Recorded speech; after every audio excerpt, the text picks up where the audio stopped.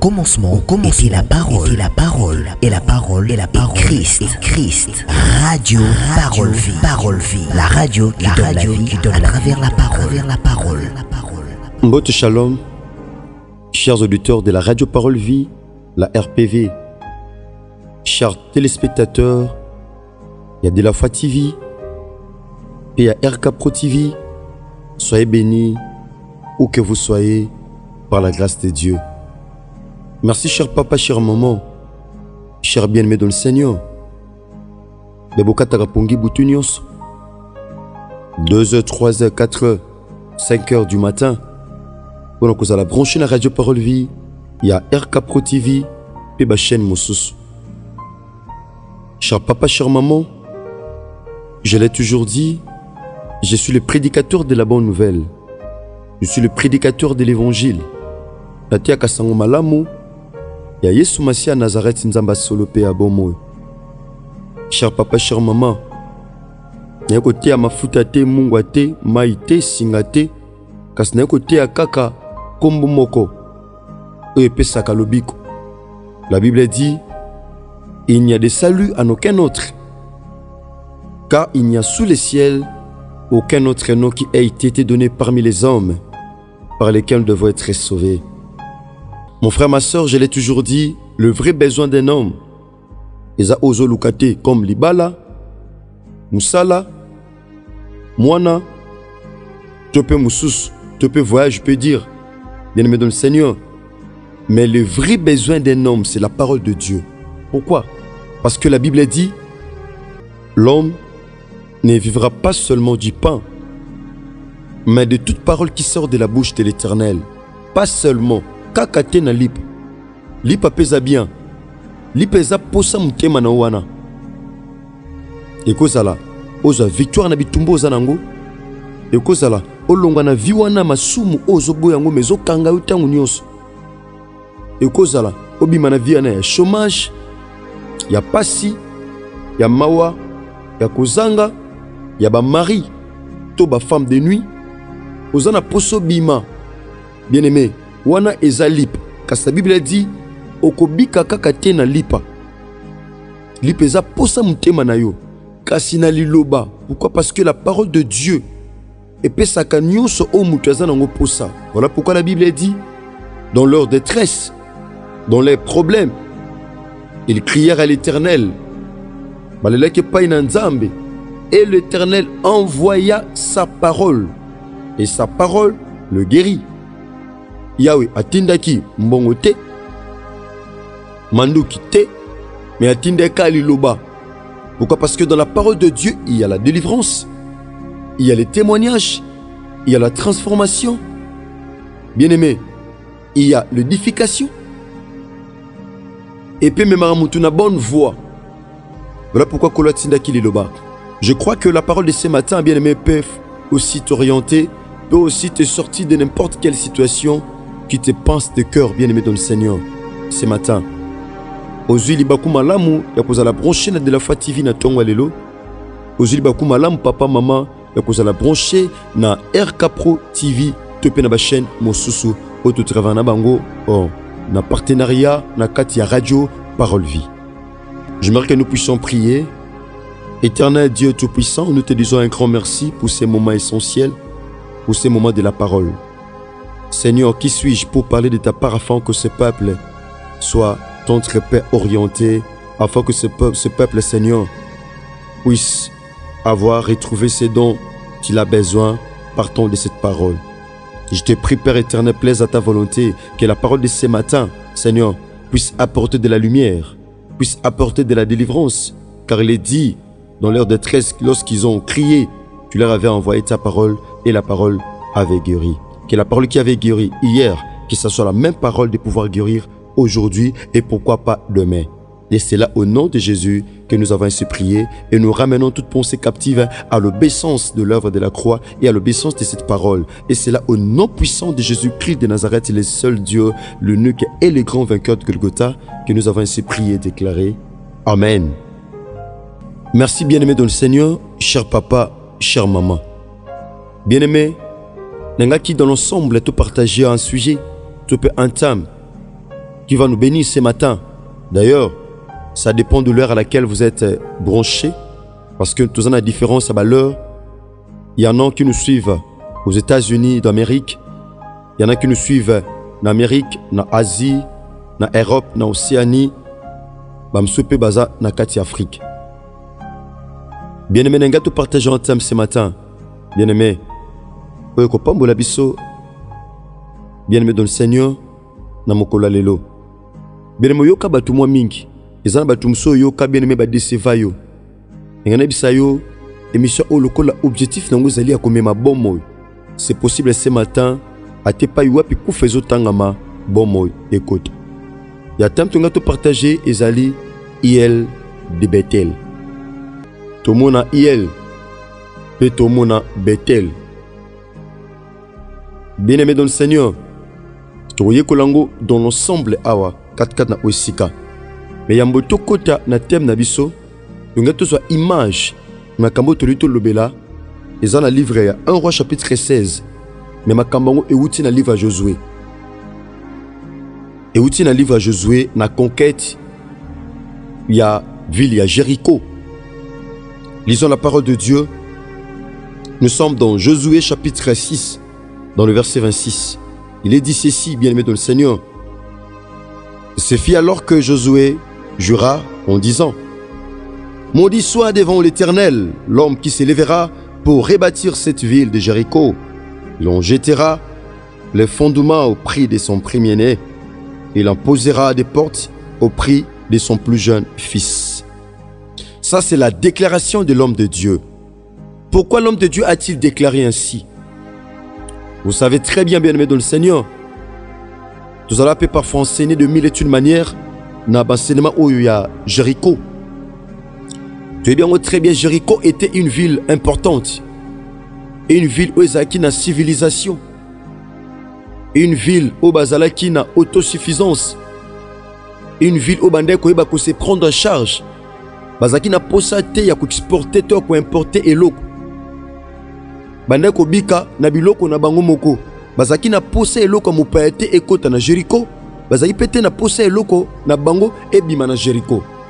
Donc ezaki ville ou ezaki malam sur tout le plan, sur le plan ya armée. Bien-aimé, sur tout le plan ezaki ville ou ezaki civilisée, ezaki ville ou ezaki importante. Ezaki na volume même ya muraille. Il y a 6 mètres d'épaisseur. Bien-aimé dans le Seigneur, pour assurer sécurité, il y a Mboka.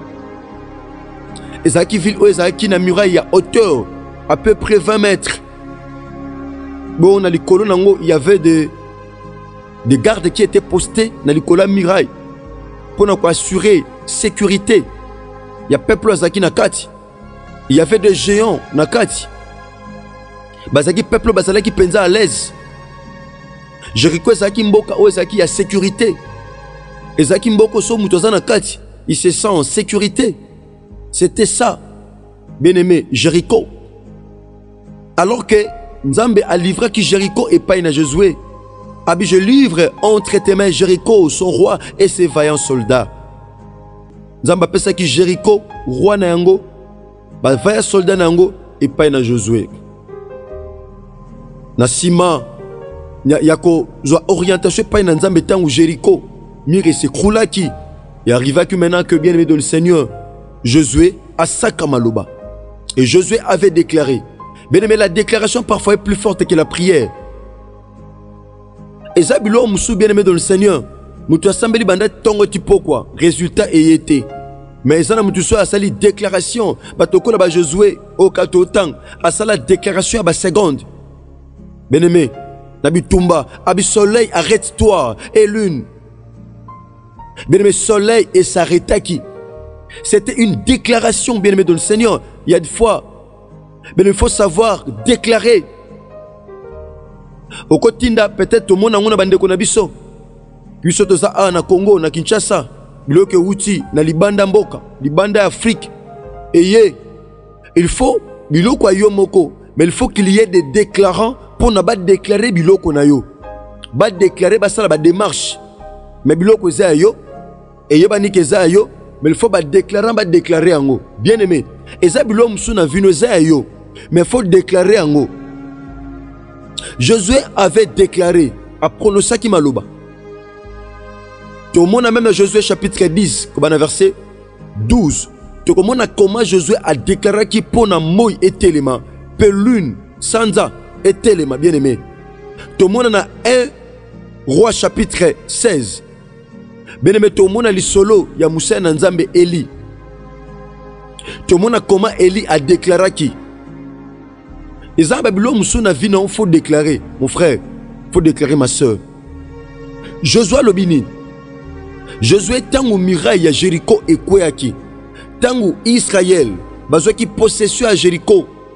Attends, basela qui mindu qui te, ba marteau te, ba burin te, tant bazo qui possession. Josué a compris qu'une chose importante, parce que la Bible dit, notre Dieu, Azakana Sima Maloba, Yabasali Naye, Pona Koko Kisa, qui est serviteur de Dieu.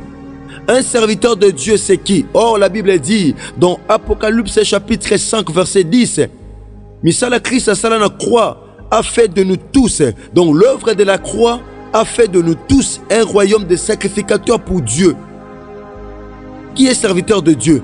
C'est celui qui a reçu Christ dans sa vie, Seigneur et Sauveur. Il garde la foi. Bien-aimé, Azo Simba Kondima, Azo Cha en pratique, c'est celui-là un serviteur de Dieu. Parce qu'on est sauvé pour servir Dieu. Un serviteur de Dieu. Et ça peut mouter Azo Sale Lanzam, Nakata domaine Moko Songolo. Oh, Dieu est derrière. Surtout, Josué avait déclaré, Abinin, Josué a déclaré Kenda. Et ça, l'homme suna vino, bien aimé, au code déclarant lelo. Lobi ta musoko zalate, mais ba fait nango, e koya lobi, au code déclaré likola banana yo. Wa ko luka ko bundisa ba génération nango e koya. Wa ko luka ko bundisa banana nga. Wa ko luka ko bundisa loko tel. Et l'autre tel est comme il. C'est ce que Josué avait fait. Abinin. La Bible dit, Josué a jura. Nakoloba. Allah que la mama beli boson en zambe. Oh, moi aussi je lève ma main ce matin. Qu'il soit maudit devant Dieu. Allah que la mama beli boson en zambe. Moutou abundisa vie na yo. Moutou abundisa lipamboli na yo. Moutou abundisa ka avenir na yo. Moutou abundisa ka santé na yo. Moutou abundisa ka bana na yo. Moutou abundisa ba fer na yo. Allah que la mama beli boson moutou teme liboso na nzambe. Allah que la mama beli boson nzambe. Moutou aluka ke chèque na yo. Moutou azolinga te okota 2023. Moutou azolinga te yo sepela. Moutou azolinga to silisa mois o tozanango. Il y a novembre na kimia. Allah que la mamabe. Liboso na nzambe. Et non devant les hommes. Abi Allah que la mamabe liboso na nzambe.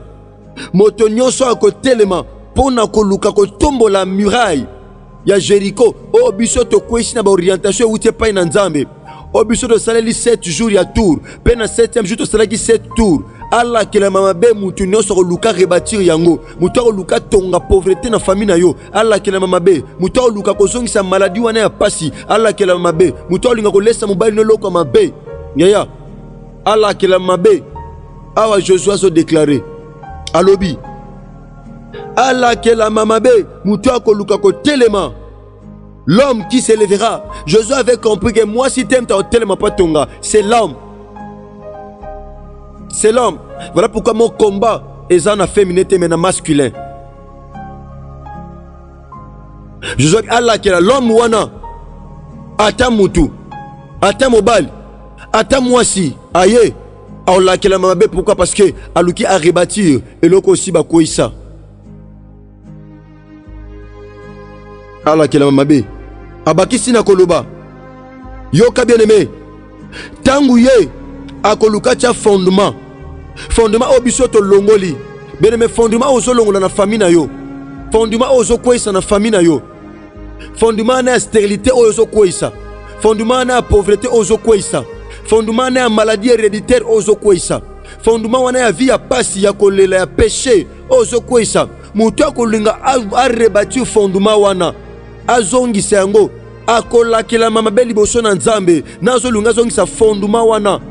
Fondation wana. Fondation ya oyo buka na passe. Fondation ya maladie héréditaire. Bobela katango nyonso. Maladie boma banoko. Oyo boma ba yaya. Yo mpe linge tungisa yo. C'est ça le fondement, c'est ça la fondation. Na famille batu basala bazate, na famille batu babunda me makambe simba ate, batu bazo bunda na vie. Mais rien n'évolue, rien ne marche. Batu babalate, talabana, lokola ba pondeuse. Yaya, mais ba oyo, babala, complication na maternité, ba examen, ba hydro, ba nin, talab examen. Pourquoi? Ils ont un fondement, topé fondation, oyo, ezolinga, etonga, mais Josué, à laquelle qui jara batuboye mabe. Abi, tango ko lukacha fondation, fondement, et qu'on en a pris à mon année à liboso. Bongo tango ko comme à niveau, y a pas porte, à ko perdre mon année yasuka. Bien aimé dans le Seigneur, on est à la qui déclaration, y a Josué, Nassima, y a Kozwa, Mboka, Topéville, il y a Jéricho. Maintenant, bien aimé dans le Seigneur, Dieu est maintenant dans le livre 1 Roi chapitre 16. Donc, continuons à lobby par la grâce de Dieu. Donc, ça la lecture pour tout qui n'a idée. Nous sommes maintenant dans le livre de 1 Roi chapitre 16. Ben, verset 34. La Bible a dit ceci. De son temps, Hiel de Bethel bâtit Jéricho. Nathan Aye, Hiel de Bethel, Aye pona korebati Jéricho. Tout le monde a suite. Lobby par la grâce de Dieu. Neye Moussa Nanzamba a déclaré qu'il y a mon frère, ma soeur, que ça a raté la déclaration à Moussa Nanzamba. So Moussa Nanzamba a déclaré aux Zangoka Bongo, au Monoka Maloba. Non, bien aimé. Lorsque l'homme de Dieu déclare, bien aimé, il y a une puissance, il y a une vie. Ezakana Sima. Yamalobana, pourquoi? Parce que Dieu est derrière la parole de ses serviteurs pour l'accomplir. Merci. Tika bolingobola mupengolu ya Yesu Masia Nazareth Nzamba solo pe abomo. Et oumela namabota nabino partout à travers le monde entier pa bozoami. J'aimerais dire un grand merci à tous ceux qui nous ont accompagnés. Je vois derrière nos caméras Rice Kangi, Bogo Sanderson. Soyez bénis mes frères bien-aimés. Je vois la régie, je vois mon bien-aimé Chris Kundenga. Soyez bénis. Mon numéro à contact, bien que mon numéro est affiché wana, mais numéro à contact est allé plus 243 89 670 76 01. Ce qui Christ a maison égalité, tokutani bongo lobby na continuité et enseignement oyo Hiel de Bethel. Sinon, soyez bénis au nom de Jésus-Christ de Nazareth. Merci, que Dieu vous bénisse.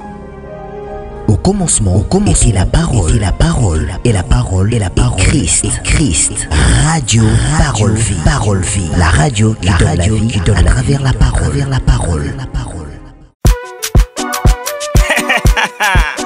balobi bomata bokita chaîne ezakaka moko chiffre 9 télévision zongelengi YouTube ezwisance na chiffre 9 miso nanga efungwami na chaîne moko ya innovation socio-culturelle, une chaîne pour tous ya kotane mwana mama ya kotane tosabone massivement mwana mama ya kotane. Notre père balandaka Bogo Sanderson atalaka nabosanite Charlie Okijo alela Bana c'est centre évangélique de la foi Soko lingyoza la connecté de Koyota la se Bemesha kitoko bate yatra malonga Programme kitoko et socio-culturel